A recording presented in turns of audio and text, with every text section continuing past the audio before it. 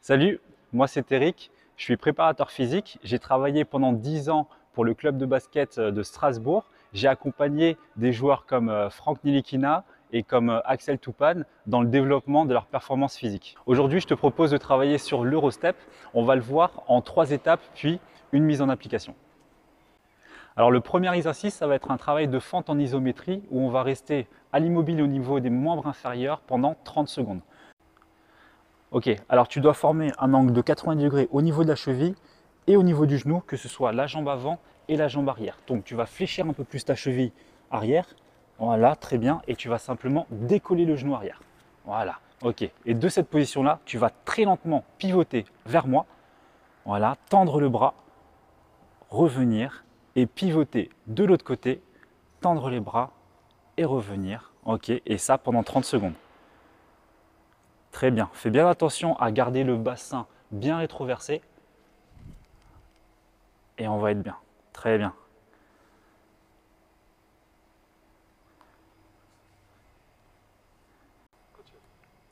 Pour le deuxième exercice, on va partir sur des fentes dynamiques. Donc tu vas partir toujours avec le pied droit vers l'avant, fléchir la jambe arrière et tu vas pousser pour cette fois-ci fléchir la jambe du segment libre. Très bien. Ok, et là tu essaies de te stabiliser, former un angle droit au niveau de la cheville, au niveau du genou et au niveau de la hanche, en restant bien droit et bien stable et en te grandissant sur ta jambe d'appui. Et tu recommences. Vas-y, fléchis et tu pousses et tu te stabilises. Très bien, encore une fois. Allez. Ok, parfait. L'objectif c'est d'en faire 8. Pousse. Ok, encore. Très bien. Pense à bien dérouler le pied quand tu vas au sol, d'abord en talon, puis vers l'avant du pied et extension. Alors pour ce troisième exercice-là, ce qu'on va faire, c'est que tu vas partir sur un appui et tu vas sauter pour atterrir sur le même appui et changer de direction à 90 degrés. Allez. Ok, encore une fois. L'objectif, c'est de vraiment dérouler l'appui du talon vers l'avant du pied pour réagir le plus vite au sol et aller le plus loin possible et atterrir toujours en essayant de te stabiliser quand tu atterris sur le pied gauche.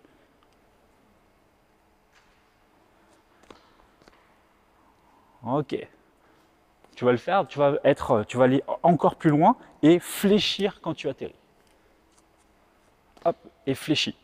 Très bien, parfait. Encore. Prends le temps de dérouler, mais réagis vite sur le sol. Ok, encore plus vite sur le sol. Comme si le sol te brûlait et il faut que tu réagisses vite. Pam, pam. Voilà, très bien. Ok. Exagère un peu plus le changement de rythme. Quand tu arrives, il faut que tu arrives vite et que tu te ralentisses sans te stopper pour changer de direction. Vas-y. Hop, hop, ouais.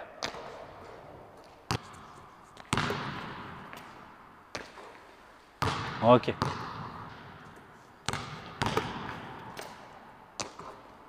Ok. Quand tu poses le pied droit, après, quand tu arrives sur le changement de direction ici, ne traîne pas le pied. Il faut que, tu vois, comme tu as travaillé avant, une fois que tu as fait la flexion, que tu relèves très vite l'appui ici et très vite partir avec une flexion de hanche, sans traîner l'appui. Voilà, très bien. Tu as vu la vitesse que tu as quand tu fais ça? Des petites choses simples, des petits détails, ça change l'exécution. Pam, pam. Très bien.